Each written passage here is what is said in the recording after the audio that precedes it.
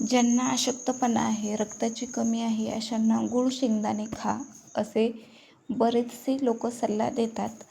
तर आज आपण शेंगदाणे लाडूची रेसिपी बघणार आहोत. श्री शिवगुरु हर हर महादेव. मी शुभांगीचं विश्व या चॅनेलमध्ये तुम्हा सर्वांचं मनापासून स्वागत करते. कसे आहेत सगळे, मजेत ना? इथे मी कढईमध्ये शेंगदाणे भाजत आहे. तर शेंगदाणे ना व्यवस्थित भाजायचे. जास्त करपले किंवा कच्चे राहिले तर ते लाडू चवीला बरोबर लागत नाहीत. त्यामुळे खरपूस होईपर्यंत शेंगदाणे आपण भाजून घेणार आहोत. आणि आता हे बघा, आपले शेंगदाणे भाजत आलेले आहेत.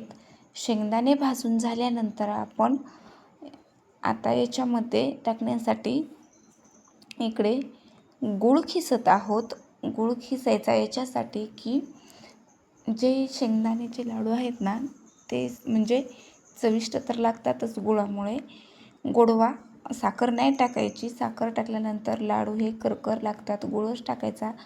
तुम्ही खिसण्याऐवजी गूळ पावडरही वापरू शकता. फोडून घातला तर तो व्यवस्थित फोडून घाला. शेंगदाण्यामध्ये प्रथिने, लोह, प्रोटीन भरपूर प्रमाणात असतं गुळामध्येही.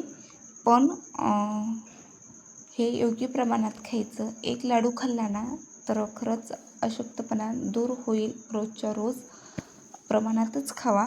याच्यामध्ये ना तुम्ही भाजलेले तिळही टाकू शकता, जेणेकरून आणखीन चव, आणखीन प्रोटीन आपल्याला त्याच्यामधून भेटेल. तसेच तुम्ही याच्यामध्ये भाजलेलं खोबऱ्याचा खीसही टाकला ना, तेही खूप छान होईल.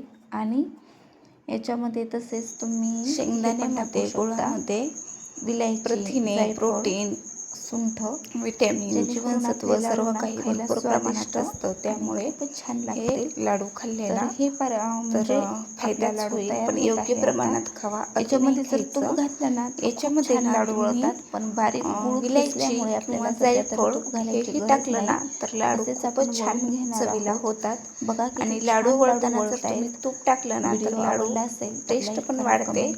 तसेच लाडू व्यवस्थित वळलेही जातात. घरच्या आपण इथे तूप नाही टाकताही लाडू खूप छान व्यवस्थित होत आहेत. पदार्थ खाण्यापेक्षा घरचं खाल्लेलं कधीही चांगलं. लाडूची रेसिपी नक्की एकदा ट्राय करा. आणि लाईव्हला बाय बाय. भेटू असेच नवीन रेसिपीमध्ये. रेसिपी कशी वाटली हे कमेंटमध्ये नक्की सांगा. आणि कोणाकोणाला लाडू आवडतात तेही सांगा. व्हिडिओ पाहिल्याबद्दल धन्यवाद.